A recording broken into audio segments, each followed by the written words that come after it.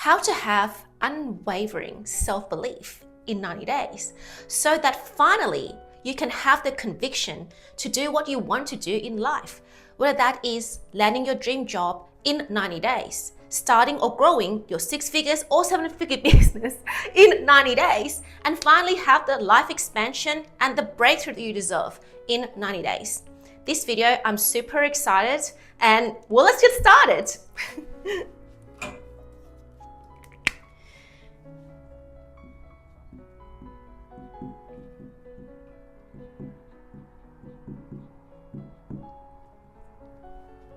So the very interesting thing about self-belief is the definition of belief. And I found on Google that the definition of belief is the mental attitude of acceptance or conviction of an idea or state of affairs of perception that is real, meaning that it is whatever your mental attitude and your identity accepts to be true for you. But my question is, what is truth? What is truth? Because to somebody who is living the life of their dreams, their truth is that the outer world has no power over them because they are the source. While people like my old self, who used to feel thrown around by life, the truth for me was that the power lies in the outer world and not within me. So first, we've got to define what is true for you. So therefore, where do you even find this truth? A lot of people find truth from mentorship and perhaps searching on Google and YouTube and finding answers of, is it true that I can make insane amount of money? Is it true? Or is it true that someone like me of an Asian nationality, of this particular age, looking this young, must have a certain job with a certain income ceiling? Because that's just me, and that's just how people like me and people who look like me live in this world. So therefore, the thing with truth is that it is what you have. What you have internally experienced. But the very interesting thing about internal experience is that usually if you experience one thing a certain way, it compounds. So the same energy that you emit out creates a certain experience, and once the experience becomes your truth, it creates a certain kind of vibrational field that then kind of limits you to experience the same thing in a loop. So I'm assuming that whatever this internal experience is, it's compounded. So therefore, if your truth is that someone like me has a ceiling to abundance, then what happens is that you will see yourself based on the truth here, and the things that you're trying to grasp is up here somewhere. So whether that is a certain kind of income that is way above everybody in your ecosystem, whether that is the kind of passionate, super fulfilling love, where it's not just, accepting whatever is available for you, but it's a definitely passionate and wholesome kind of love, And whether that is the kind of progression, an upward progression in life, career expansion, life fulfillment, all these things. If your truth is that my identity has a limit, therefore there's this giant barrier where you can work extremely hard, like I used to for many, many, many years. You can do everything to grasp for this thing, such as, 100-hour work week if you want to. You can be working multiple jobs, 2 to 3 jobs. You could be doing a bunch of inner work, and you can be doing a bunch of outer work too. You can be trying so hard to make friends and read books. And no matter what you do, if your core self stays here, you are grasping for the thing. But the truth of life is that you don't get what you want in the 3D reality by grasping for it. What tends to happen is that we don't realize that the only way that we can possess these things in the physical reality, not just imagination, but literally see the money in the bank account and hold the person that you love and have a real upward trajectory and not just, imagining it, is that every part of you, every cell of your body and your mind and your heart has to be of match to that thing. So you must take the elevator way up here to then have these things come to you while you also put in some of the effort to go towards it. So therefore, your truth has to be of resonant to the person who has taken the elevator up here and not down here. And today, that's exactly what we're going to do. So let's get to the 4 steps on how to break your limiting beliefs and get what you want out of life. Let's go.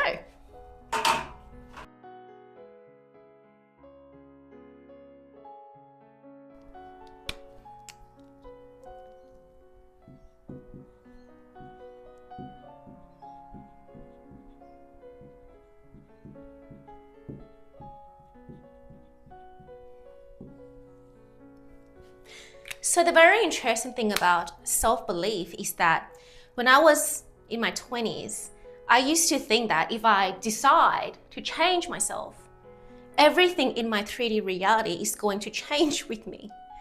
But it depends how much baggage you have from your past. And again, if I came to Australia at 6 years old with my family, and the predominant experiences in Australia from 6 to 14 years old, where I had to go to this dance school, and I was constantly berated for not being confident, not smiling, not dancing in a way that's attractive, then the predominant feelings that I've marinated myself in for 8 early years of my life, is the feeling of being invisible. So the thing is, now you have, at least for me, 8 years of this weight of feeling invisible. So the thing is, a lot of us in our earlier years, whether that is 6 years old, as a child, the early imprints of your life, if your predominant practiced emotions, where it creates muscle memory around that emotion, is feeling invisible, it's feeling abandoned. And I think the one thing that is really important to be aware of is unmet needs. If your needs were not met, especially emotional needs as a child, and it doesn't happen once, it's repeated over and over because you created a loop. And you have these other anchors like feeling incapable, feeling powerless over the world, feeling small. Because I felt small as an Asian in Australia when I was a child, and I had to go to ESL class because I couldn't speak English. So I felt like I was below others. So the thing is, if one day you're like, I've had enough, like me when I was 20 something, and I was like, I've had enough of feeling invisible, abandoned, unmet needs, and powerless. I'm gonna change my life now. I'm gonna start pushing up and learning yoga and breath work. I'm gonna meditate, read the books, and be completely disciplined and absolutely transform my life. The thing is, just because you make the internal shift doesn't mean the reality is gonna stop throwing you experiences where you used to feel invisible, abandoned, unmet needs, and powerless, if that is where you predominantly marinated yourself in for majority of your life. So therefore, even if you try to ascend by 100 steps, what tends to happen with these old beliefs that are like thought forms, egregores, your old frequency, your entity that is created out of repeated thought forms, is that every 100 steps you take, it will then try to balance you back down 100 as well.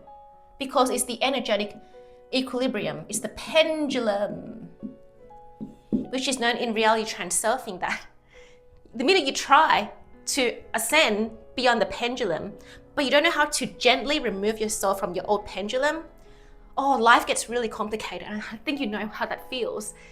So therefore, we have to try our best to patiently remove our anchors. See, the thing with a lot of us is that we're impatient. I'm impatient. I want results. But patience is actually the key to rapid growth. Patience is the key to rapid results.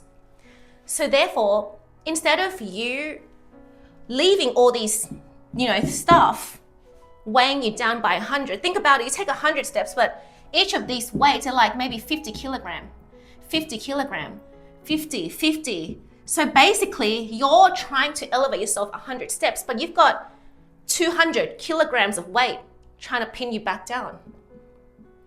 So the easy thing to do is remove the 200 kilograms that's weighing you down so that when you develop your muscle to go up, it just goes up. So the way to remove these thoughts is conditions. I need to be X, or I need to have X, or I need to somewhat achieve X to have Y.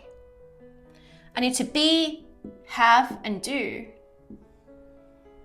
X to have Y. So for example, as a child, I have an awesome dad, and my dad is still amazing up to this day. Very awesome dad. So for me, I have a regular childhood where at least my parents are amazing people who took care of their kids well in the way they could.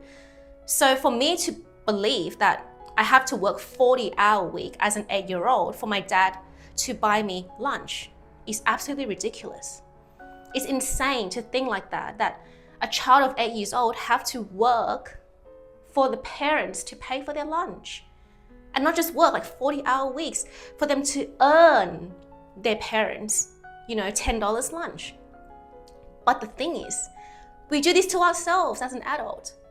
So we say things like, I have to work very, very, very hard to have abundance. And I get it that as an adult, you kind of have to go out there and earn your place in the world. But there's a difference between imposing beliefs that are just way more difficult than it has to be for your life, and just being a vibrational match to who you need to be to have the thing by still working, but not in a way where you're suffering for it intensely. So therefore, if you have beliefs like, I need to be extremely qualified to have the career that I want.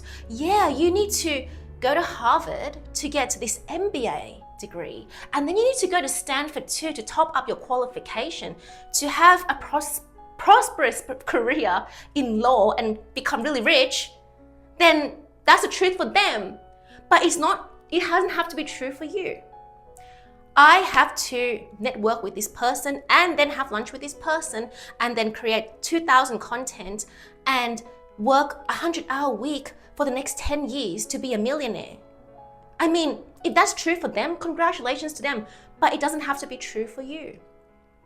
I have to literally transform myself and looks max, confidence max, personality max everything in my life to have the love that I want. True for them, congratulations for looks maxing and confidence maxing to get what they want. But it doesn't have to be true for you. You decide what is true for you because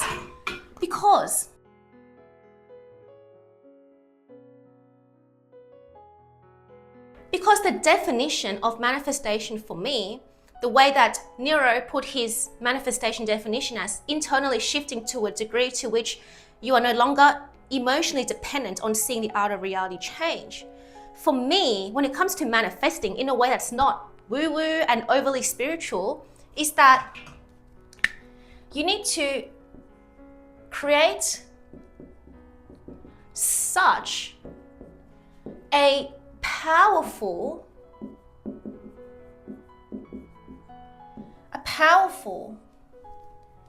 internal shift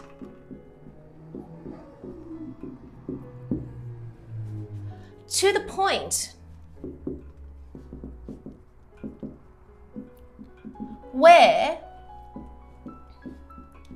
the reality, the 3D reality, literally, it needs to have zero authority over you.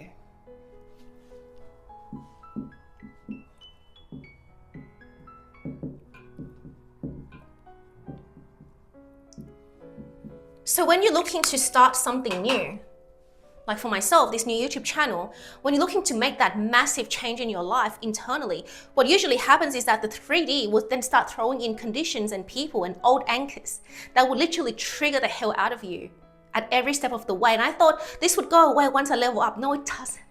The more you level up, the more the old pendulum will try to swing you back to balance you out.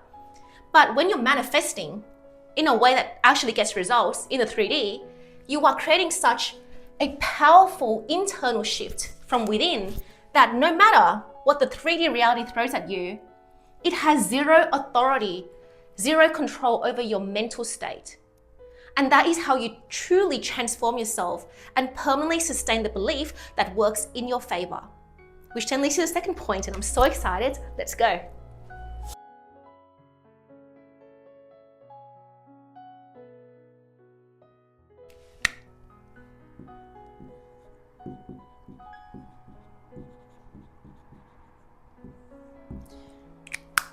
Now, when it comes to inner work, what I find so interesting about inner work is that you can go on any retreat that you want, like I have. So you can do everything possible that feels spiritual and feels like soul expansion. And you may find soul sisters that say they love you and, you know, we met in the past life and we're meant for each other kind of thing. So with inner work, you can go really, really far down this rabbit hole where it's the illusion that you're moving forward, but really it's just another way of suppressing your unmet needs and kind of using spirituality to create a facade that everything's okay when it's just not as okay as you want it to be. So when it comes to inner work, what we tend to do is assign power over things like techniques. So whether that is affirmations, you may do a lot of visualization, something that actually does work for me. But you might even go into sat states akin to sleep. You might do hypnosis. You might do things like, I love myself so much. I love myself. You are precious. I am enough. And you may do this with the intention of really changing your 3D reality. But at least for me, when I did it in a state where I didn't love myself, it just felt really off and it doesn't work. And you may even try things like getting like healing, energy healing. You may even try crystals and tarot readings, which I have. I spent like $70 on a 30-minute session back then when I barely could do that kind of thing. But I was like, I really want to feel like I'm making progress. So let me try out this tarot reading and see where my life takes me kind of thing. So you may have tried that. And you may even try coaching, as in spiritual coaching, finding a life purpose and shadow work. You might even try Ho'oponopono and, you know, releasing self-forgiveness and apology to your past, that kind of thing. You know, you might have tried meditating every morning for 45 to 50 minutes like I used to. And actually, if you do it correctly, it does make your life much more stable. But when you're doing it to change your outer reality, that's when you get massively disappointed in meditating, you know, 45 to 50 minutes. You know, you try to do Neville Goddard, and you just, so many things. But no matter what you do, in terms of spiritual work, the inner work that says if you do this inner work, your life's going to change in 90 days, is that you didn't find the right fit for your subconscious. See, the whole point of all of this is to facilitate your subconscious to accept a new truth. But the thing is, if you don't even know what kind of techniques your subconscious responds best to, because you don't know yourself as much, and you also don't know that there's 200 kilograms of weight that is still tugging at you and you haven't removed that weight while you're trying to ascend by 100 steps. No matter what shadow work or meditation or affirmations that you do, like I used to do, it's gonna conflict. So therefore, you're starting to get hot and cold internally. And then your 3D becomes hot and cold towards you. So before you try to do inner work, you must know what works well for your subconscious. And for me, what works well is visualization. For you, it might be robotic affirmations. But basically, you want to go into understanding the difference between the beta brainwave state and the beautiful alpha brainwave state. Because the thing is, no matter what healings and energy work and everything that you do, you might feel really good in the moment. So for 2 hours, you go into a spiritual healing session and crystals and, smelling beautiful scents and all that kind of stuff, is that for 2 hours, you might be in alpha. But there's 24 hours in a day. So then what happens in the next 22 hours? Do you revert back to beta? Do you revert back to constant anxiety, overthinking, self-doubt, and still being like, yeah, this felt good. This Tony Robbins event, yeah, it felt really good for that time. But when I come out of it, it's like I'm depleting again because my baseline hasn't changed. So therefore, we need to find the right way to impress our subconscious. And the right way is to make sure that you please just prioritize detaching yourself from the outer world and allowing yourself to go into the inner world in the alpha brainwave state where you are relaxed. And you can finally stop seeing, hearing, feeling, tasting, or anything that's not incongruent to where you want to be. So you might meditate. This is where the meditation comes in. You might sit and relax. You might do a long swim like me, where I tunnel vision in my long swim and I get into alpha brainwave state. You might do a heavy workout to the point where you feel relaxed afterwards. You might go and do a cold plunge or the sauna, which I do, to get into alpha brainwave state. And in that state where your subconscious is easily impressed, that is when you start knowing what techniques work for you. So for me, it was visualizing. And you use that to vividly experience receiving the things that you want. I've always wanted acceptance from my parents or my mom. You vividly experience the person that you love telling you that I'm proud of you. You've done enough. You're a great daughter. You're a great son. I'm proud of you. You go in there and internally experience what it would feel like when you win and make that money and get that dream job. You might think that you feel this elevated, high, excitingly high feeling. But I think that what you would truly feel is very grounded, very reassured, relaxed, secure, and chosen. So you want to flood your internal state with powerful feelings and feel every cell of your body receiving acceptance, feeling chosen by the world, feeling like the universe is finally on your side and it's finally your year to shine to your fullest potential. And you feel that so intensely for as long as you need. But sometimes, for me, 40 minutes is enough. For other people suggest even 10 to 15 minutes is enough. But for me, 40 minutes is a beautiful time to I'm gonna carve out 40 minutes to really live in that wish fulfilled state intentionally. And then once you feel like you are deeply satiated by this feeling, you come out of it and go about your day and do the third step, which I will show you now. Let's go.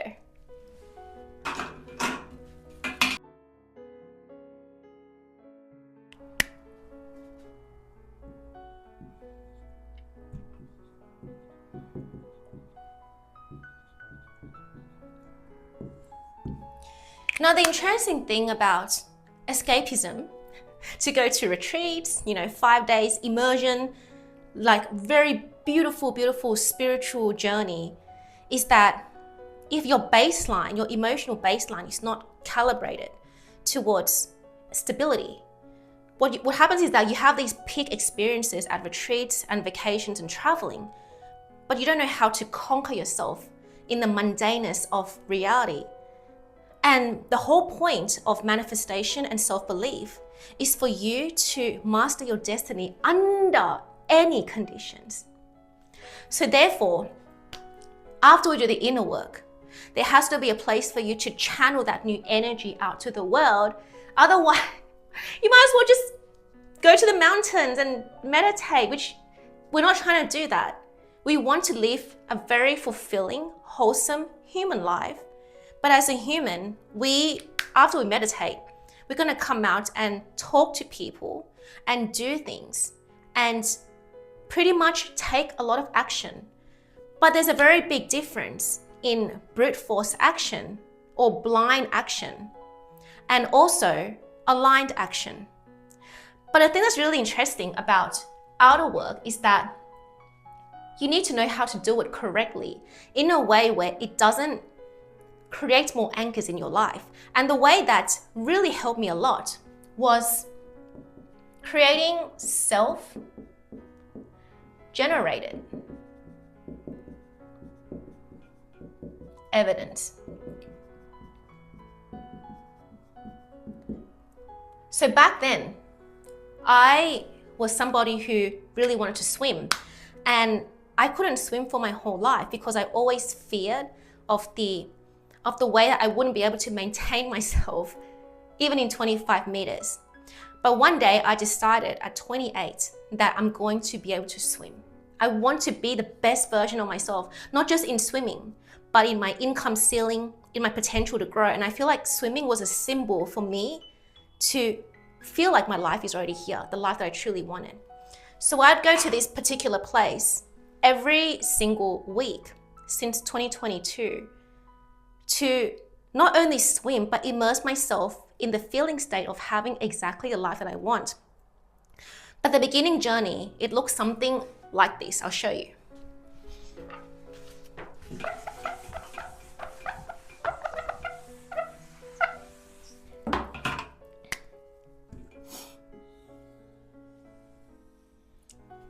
So overall, this was a 10 months journey where I was able to go from not being able to swim in the baby pool of Bondi icebergs to swimming 2,000 meters 10 months later.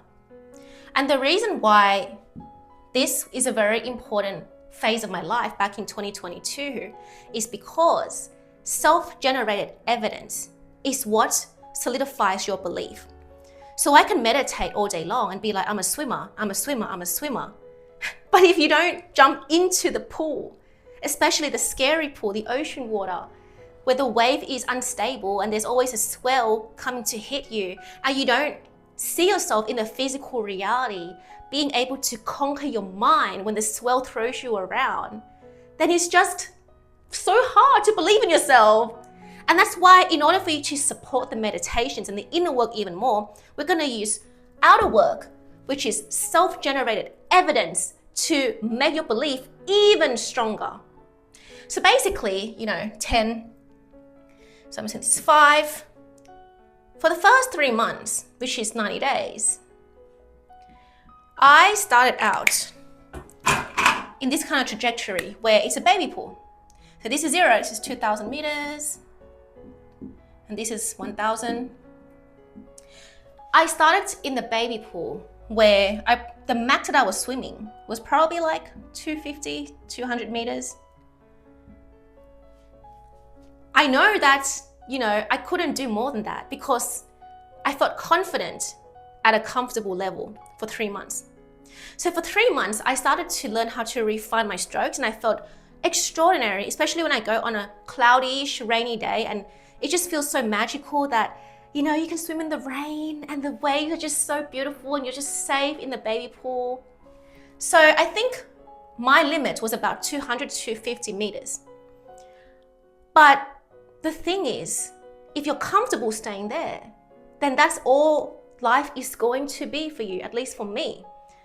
But the turning point happened when this lady at the sauna, her name was Irina, and she said to me, oh, I just did 14 laps in the morning on a Saturday. And I was like, wow, that's so cool.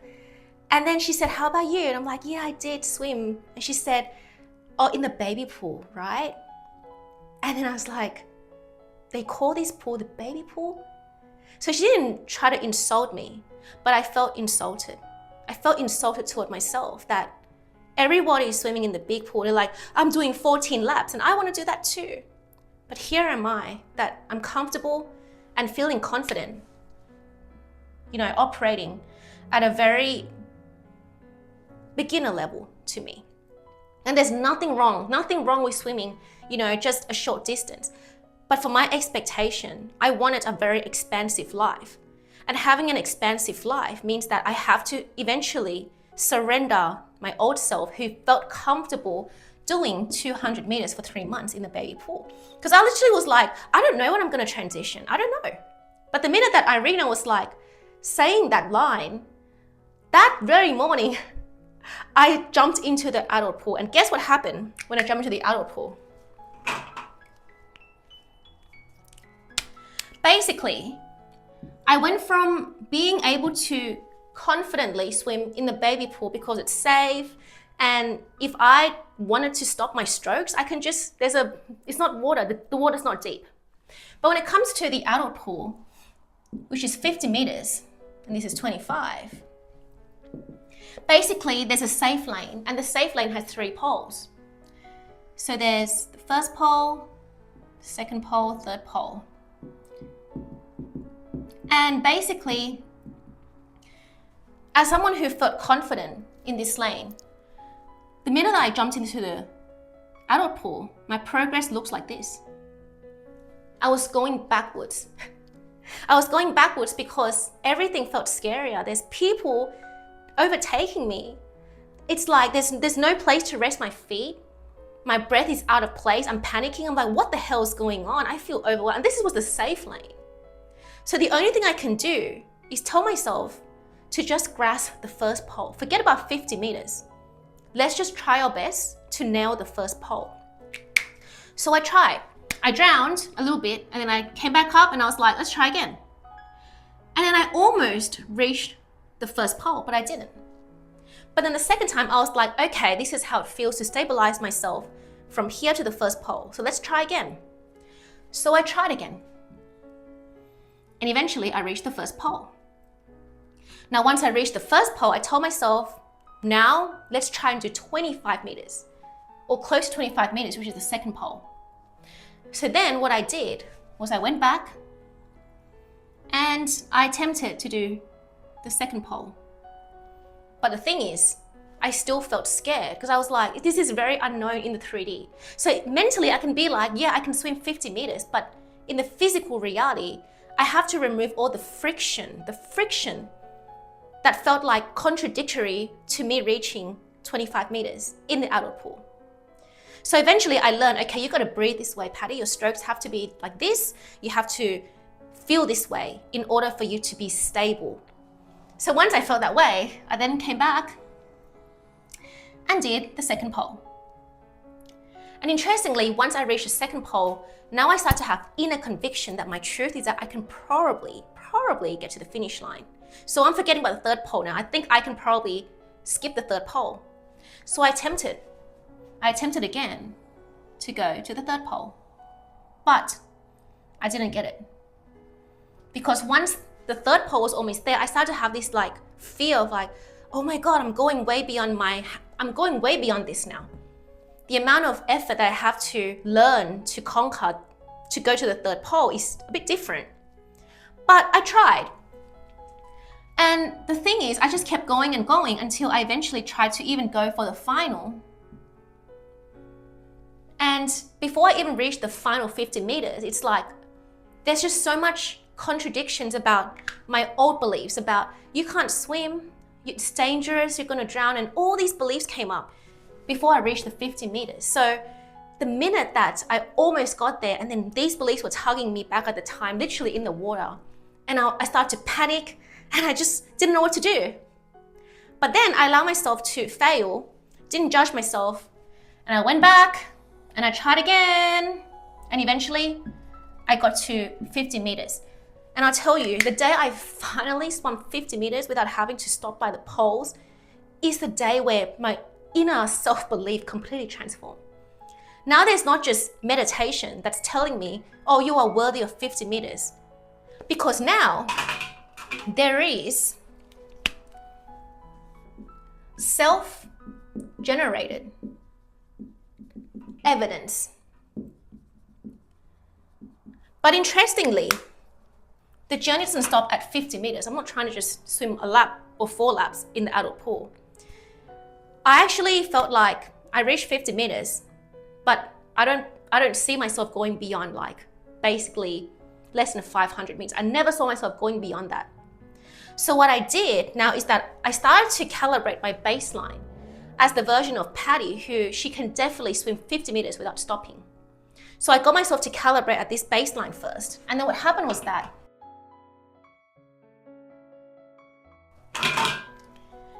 it didn't take me 1 lap for me to believe that I can do 10 laps.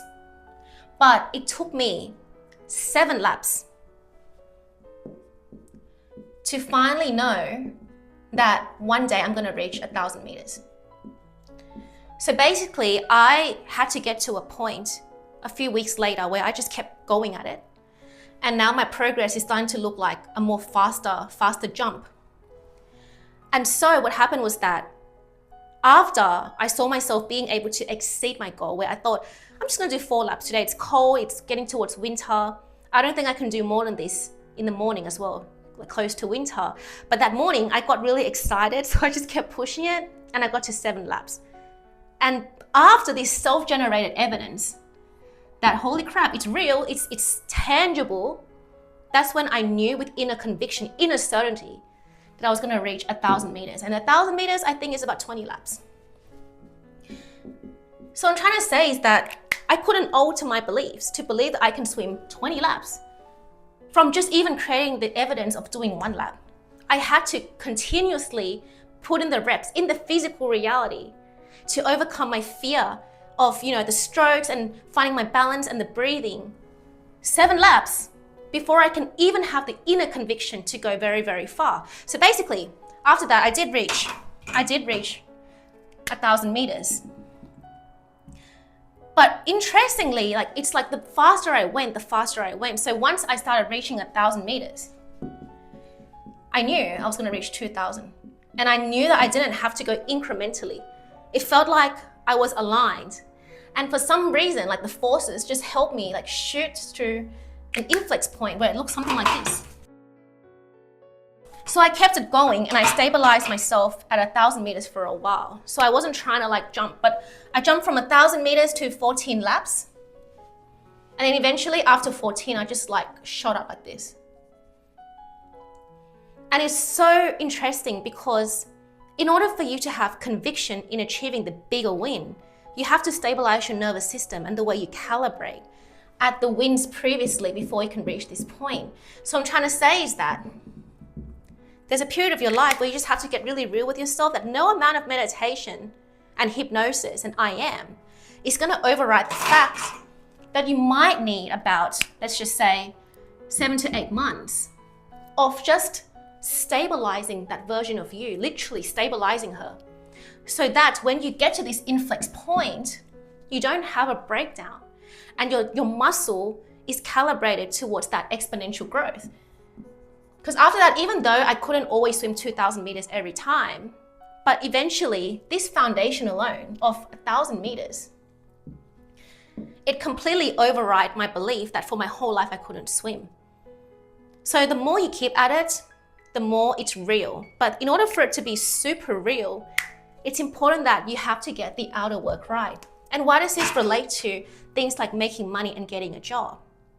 Because the thing is, we can meditate the job, but without you putting on the blazer and literally going to the head office to talk to the hiring manager that you've never met, it's very hard for you to imagine what it would feel like, to overcome the obstacles that you will encounter mentally when you meet new people that you feel that you are inferior to, just like how I felt inferior to 2,000 meters. So you must experience the times where you finally feel off match to that thing. And I felt off match that thing by steadily making my way up and then skyrocketing. So the third thing you must do is the outer work, but you have to do it in an aligned way. And usually the aligned way is to take incremental steps and compound your win over time until it becomes this point. So let's get to the fourth one.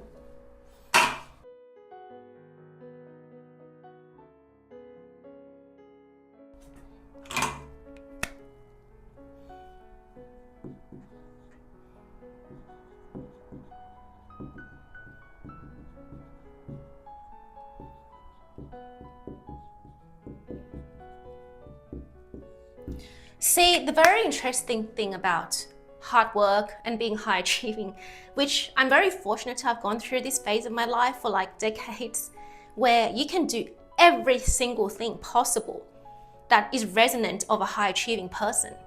As in, you can work 100 hours a week if you want. You can swim as many laps as you want. You can deadlift 70 kilograms the way that I did. You can do, like, literally just try your very best to change your life and alter your beliefs, but the belief is not sustained if you don't give yourself permission to receive abundance. So when you, when you say the word abundance on LinkedIn, or you go to corporate people and you say the word abundance, it has this weird connotation.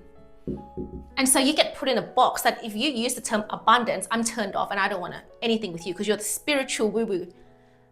But the thing is, we have to give ourselves permission to receive abundance. And abundance, I used to think that it was like, what, 250 grand a year.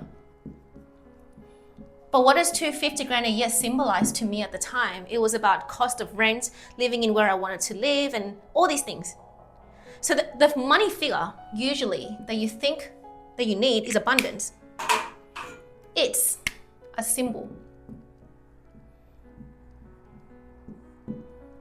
So instead of you being like, down here, and you're trying to grasp for this thing by getting the right job and working very long hours and creating content and working out really hard the way I used to, what is actually so much more effective in solidifying your belief is creating muscle memory on receiving abundance. So when you go to the gym, at least for me, when I learned how to deadlift when I was about 25, there was this very interesting thing that happened when I finally understood how my body worked when I lifted the weight. So I started out at 30 kilograms with a personal trainer, but prior to that, I was already working out a lot.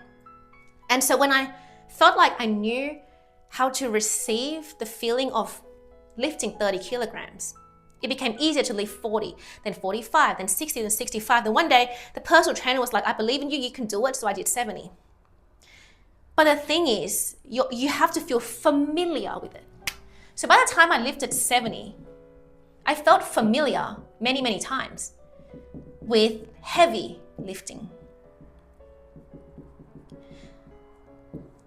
So it's the same thing with receiving abundance, whether that is a huge amount of money, whether that is career progression, whether that is job promotion, the dream job, the business, it's abundance. And sometimes your abundance, the number might be different. It might be 1 million, it might be 10 million. But ultimately, it's about creating the muscle memory where receiving whatever you think 250 grand per annum or $1 million per annum could buy you. So if it's not here, if it's not evident in a 3D, you have to find a way to familiarize yourself with receiving a thing. So just like swimming, it's hard to familiarize myself with swimming if I'm just in the bedroom meditating. But it's easier to create muscle memory and familiarize myself with the feeling by literally having my whole body immersed in the ocean water, where it's not a stable water, it was harsh swells and real people, real pressure. So then the thing with receiving abundance is that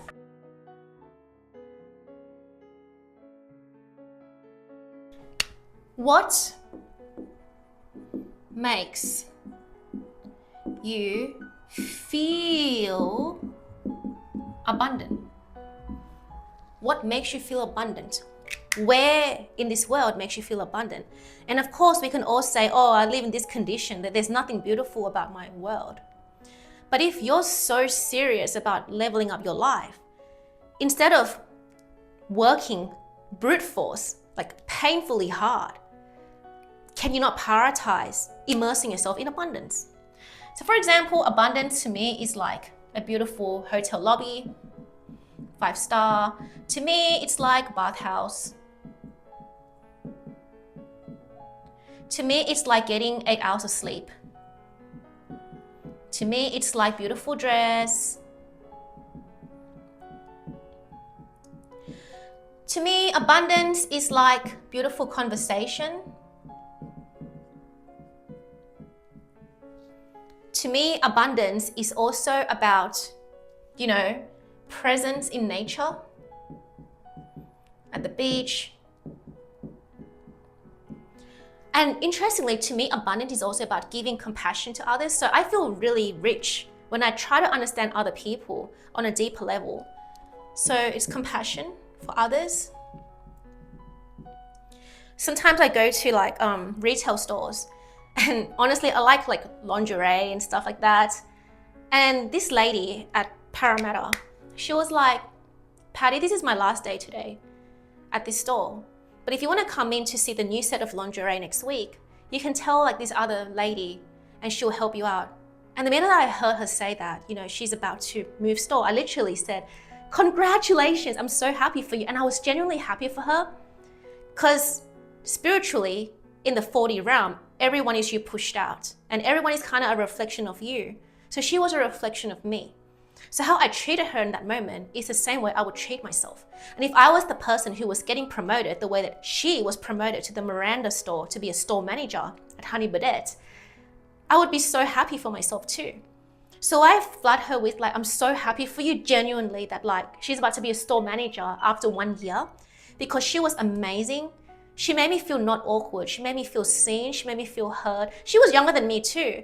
But I told her I only try on 2 of these sets because I'm not going to buy any of it today. And she said, you can try on as many as you want.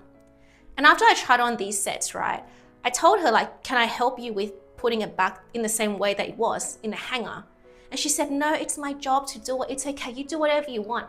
And that day it was just me in the Honey Birdette store. And usually I used to feel awkward if I go into these stores and not buy anything. But she was so lovely. So I congratulated her in her receiving abundance, and instantly our dynamic shifted. She was suddenly whoa, really?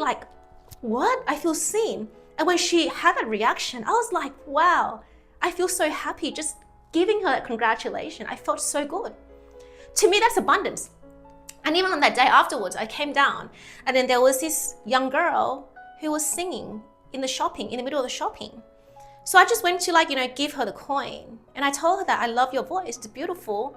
And then she just felt reassured that somebody acknowledged her. And I felt rich. I felt rich doing that.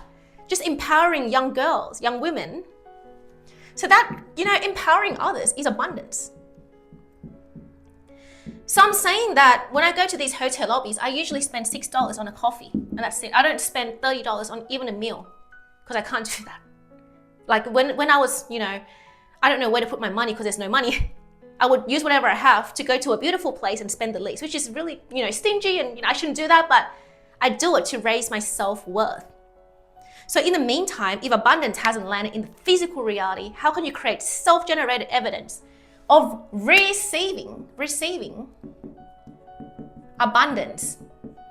Meaning that instead of me working 100 hours, when I was congratulating that lady at Honey Birdette on her congratulations, you became a store manager, I felt insanely rich, more rich than just grinding it out like the way I used to in an isolated room. So how can you create abundant moments in your life so that the more you create them, the more you feel rich? And the more you feel rich, you override the beliefs of limitations in your life that I can't have this because this. Because at the end of the day, you want to earn this amount of money to buy the feeling of security, of wholesome life, of fulfillment,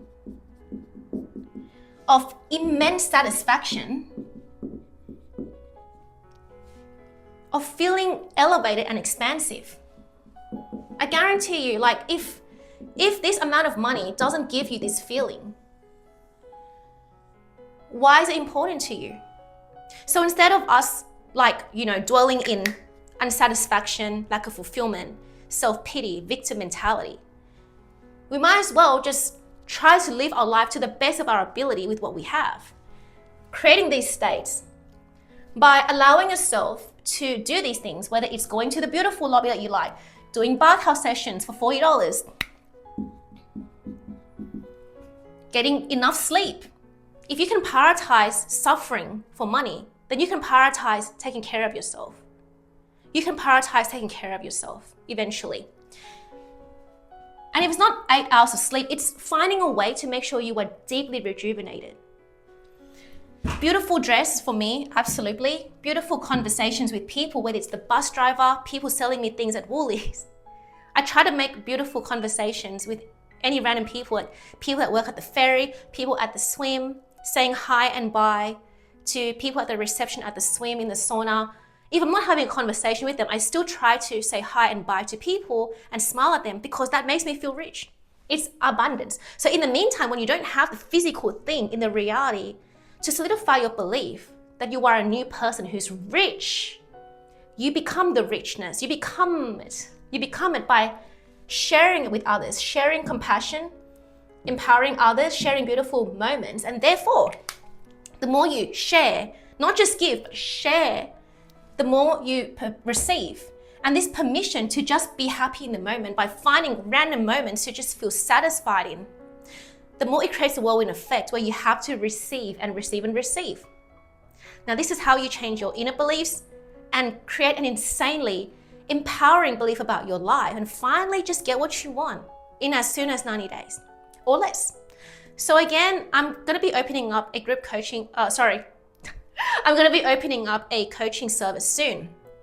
And my purpose is to empower high achieving women to reach their tipping points in 8 to 12 weeks by raising their inner worth ceiling so that you get the dream job and the dream business and life expansion finally up and running. So I'll have a waiting list down below and you can click it, and I'll see you soon.